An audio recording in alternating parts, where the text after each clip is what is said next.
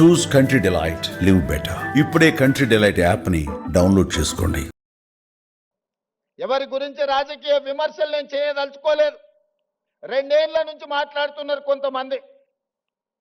కొన్నిసార్లు నాకు అనుమానం వస్తుంది, తెలంగాణ పట్ల, ప్రభుత్వ విద్య పట్ల వీళ్లకు అవగాహన ఉన్నదా లేదా అని. వాళ్ళు అంటారు, రేవంత్ రెడ్డి గవర్నమెంట్ స్కూల్లో చదువుకున్నాడు, గ్రామీణ ప్రాంతంలో నుంచి వచ్చిండు, ఈయనకు పరిపాలన చేత కాదని. ఒక్క విషయం అయితే నేను చెప్పదలుచుకున్న, ఉస్మానియా ఆర్ట్స్ కళాశాల ముందు నుంచి నేను గుంటూరులో చదువుకోలేదు మిత్రులారా. నేను గుంటూరులో చదువుకోలే. గూడు పుటాని నాకు తెలియదు. నల్లమల్ల అడవుల్లో నుంచి వచ్చిన క్రూర మృగాలను చూసినను, సాధు జంతువులను చూసినను, పేదవాడి సమస్యలను చూసినను. పుట్టినప్పటి నుంచి దళితులతోని, గిరిజనులతోని, బలహీన వర్గాలతోని, మైనారిటీలతోని కలిసిమెలిసి పెరిగిన వాళ్ళ సమస్యలు చూసిన. నాకు కొత్తగా అక్కర్లేదు. గుంటూరులో చదువుకున్న వాళ్ళకు పేదరికం చూడాలంటే మెర్సిడీస్ బెంజ్ కారుల్లో పోయి ఎక్స్కర్షన్ లాగా, ఓహో పేదరికం ఇట్లుంటుందా, మీ భూమి మీ మట్టి అట్లుంటుందా, మీకు చిరిగిపోయిన బట్టలు ఇట్లుంటాయా, మేము ఎప్పుడు చూడలేదని వాళ్ళకు పేదరికం ఇట్లుంటుందని ఒక ఎక్స్కర్షన్ లాగా ఉండొచ్చు. ఒకప్పుడు బ్రిటన్ ప్రైమ్ మినిస్టర్ని, ఇతర ప్రైమ్ మినిస్టర్లను ఈ రాష్ట్రానికి తెచ్చినప్పుడు మా పాలమూరు పేదరికాన్ని చూపించడానికి వాళ్ళని అక్కడికి తీసుకొచ్చేటోళ్ళు. ప్రదర్శనలో మా పేదరికాన్ని వాళ్ళ ముందర పెట్టేటోళ్ళు. చూడు మేము ఎంత వెనుకబడి ఉన్నామో, మేము ఎట్లా అడుక్కొని తింటున్నామో, ఎట్లా వలసలు పోతున్నామో, మా మీద జాలి పడండి అని. ఆనాటి పాలకుల ఆలోచన అది. ఇతర దేశాలకు వెళ్ళి వచ్చినామని చెప్పుకునే వాళ్ళు, మేము గుంటూరులో చదువుకున్నాం, మేము పూనాలో చదువుకున్నాం, మేము అమెరికాలో చదువుకున్నామని ఉపన్యాసాలు ఇవ్వడం ద్వారా సమాజానికి ఏం చెప్పదలుచుకున్నారో నాకు తెలియదు. కానీ నేను స్పష్టంగా గ్రామీణ ప్రాంతంలో వ్యవసాయ కుటుంబం నుంచి వచ్చిన నేను ప్రభుత్వ పాఠశాలలో నేను చదువుకున్నా, ప్రభుత్వ కళాశాలలో నేను చదువుకున్నా. నాకు భాష గొప్పగా రాకపోవచ్చు, కానీ ప్రజల యొక్క మనసును తెలుసుకునే విద్య నాకు వచ్చు. పేదవాడు ఏం అడుగుతాడు, ఏం ఆలోచన చేస్తాడు, పేదవాడు ప్రభుత్వం నుంచి ఏం ఆశిస్తాడు, ఒక చదువుకునే పిల్లవాడికి ఏమి కావాలి, ఆ పిల్లవాడు చదువుకుంటే ఈ సమాజానికి ఏ రకంగా ప్రయోజనం ఉంటుంది అనేది నాకు తెలుసు. అందుకే ఇవాళ ఎవరు వచ్చినా, ఎవరు ఎన్ని రకాల ప్రాధాన్యతలు ఇచ్చుకున్నా, మొట్టమొదటి ప్రధానమంత్రి పండిత్ జవహర్ లాల్ నెహ్రూ గారు స్వతంత్రం వచ్చిన తర్వాత ప్రధానమంత్రిగా బాధ్యతలు చేపట్టేటప్పుడు మహాత్మా గాంధీ గారిని కలిసిండు. బాబూజీ, నేను ప్రధానమంత్రిగా బాధ్యత తీసుకుంటున్నా, మీరు నాకు ఇచ్చే సలహా ఏమిటి అని.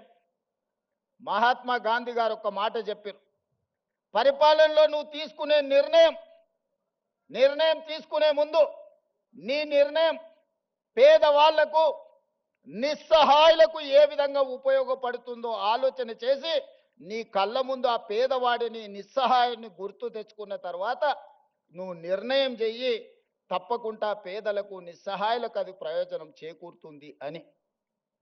ఆ స్ఫూర్తి ఈనాడు మేము తలుసుకున్న మా ప్రభుత్వం తీసుకునే ఏ నిర్ణయమైనా పేదవాడికి ఏ విధంగా ఉపయోగపడబోతుందో, నిస్సహాయులకు ఏ విధంగా సహాయాన్ని అందించబోతుందో, నిలబడడానికి శక్తి లేని వాళ్ళను నిటారుగా సొంత కాళ్ళ మీద నిలబెట్టడానికి అవసరమైన ప్రణాళికల్ని మా ప్రభుత్వం, నా సహచర మంత్రివర్గంలో అందరం కలిసి ఈనాడు నిర్ణయం తీసుకుంటున్నాం.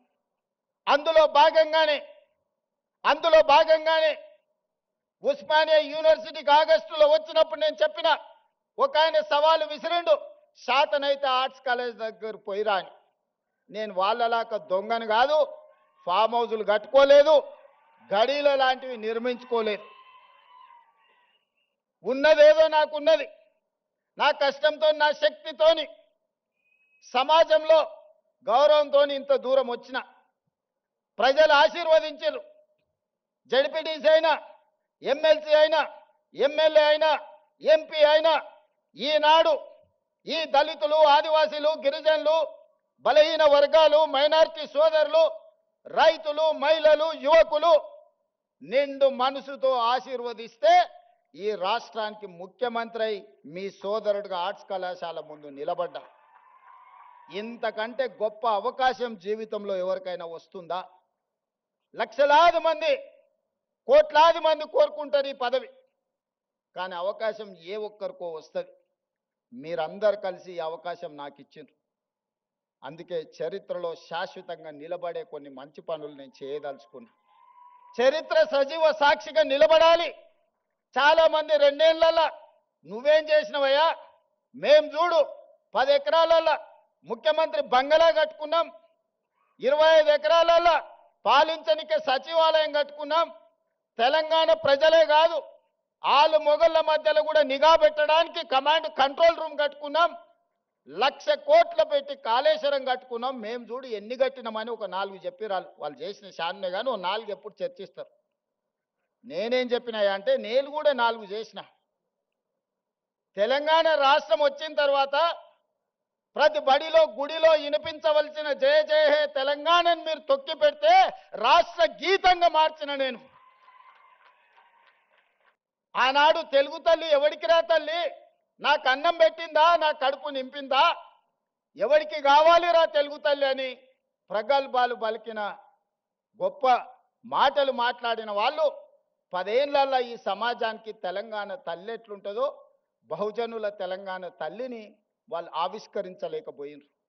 అందుకే దొరల గడీలలో పెరిగిన తెలంగాణ తల్లి కాదు, బహుజనులలో బస్తీలలో నుంచి వచ్చిన తెలంగాణ తల్లి నిండు మనసుతో దర్పం ఉట్టిపడేలా ఈ జాతికి తెలంగాణ తల్లిని అంకితం చేసి ప్రతి సంవత్సరం డిసెంబర్ 9 నాడు తెలంగాణ తల్లి అవతరణ ఉత్సవాలను జరుపుకునే సమస్యని మనం పరిష్కరించుకున్నాం.